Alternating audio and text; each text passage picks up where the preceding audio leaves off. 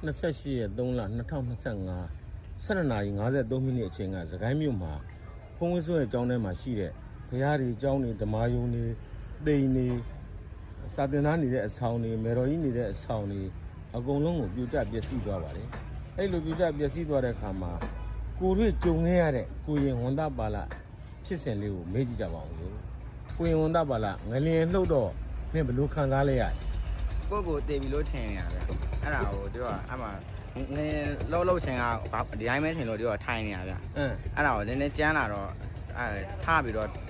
ထားထိုင်နေတာဗျခေါင်းမိုးကြီးပြုတ်ကျလာတယ်အဲ့ကနေတို့ကပြီးတော့ဇေဒီပေါ်ရောက်သွားတယ်ဇေဒီပေါ်အိတ်နေတဲ့ဇေဒီပေါ်နောက်ကဇေဒီပေါ်ရောက်သွားတာကျမဒါထူးဆန်းတယ်တော်တော်လေးကိုထူးဆန်းလို့ငါမင်းကိုအခုလိုမေးရတာဖြစ်တယ်နော်ကျမအဲ့ဒါပြီးတော့လွတ်မြောက်လာပြီးတော့ဘယ်လိုခံစားရသေးတော့မင်းစိတ်ထဲမှာလန့်နေရဗျ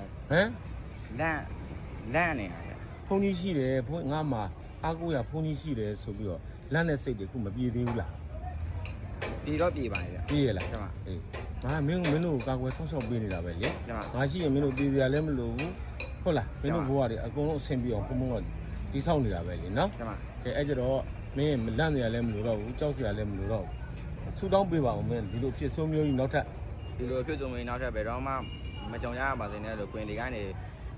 ဆူတောင်းမေတ္တာပို့တာရပါတယ်ကိုရင်ဝန်သားပါလားဆူတောင်းမေတ္တာပို့တာရပါတယ်စကိုင်းမျိုးမင်းလန်းရစကိုင်းမျိုးမင်းလဲရဲ့ဘေးဒေသကြောင်းတိုင်းကိုရင်ဝန်သားပါလားကနေပြီးတော့စကိုင်းမျိုးမင်းလဲရဲ့ဘေးဒေသကြောင်းတိုင်းမှာကွင်ဝန်သား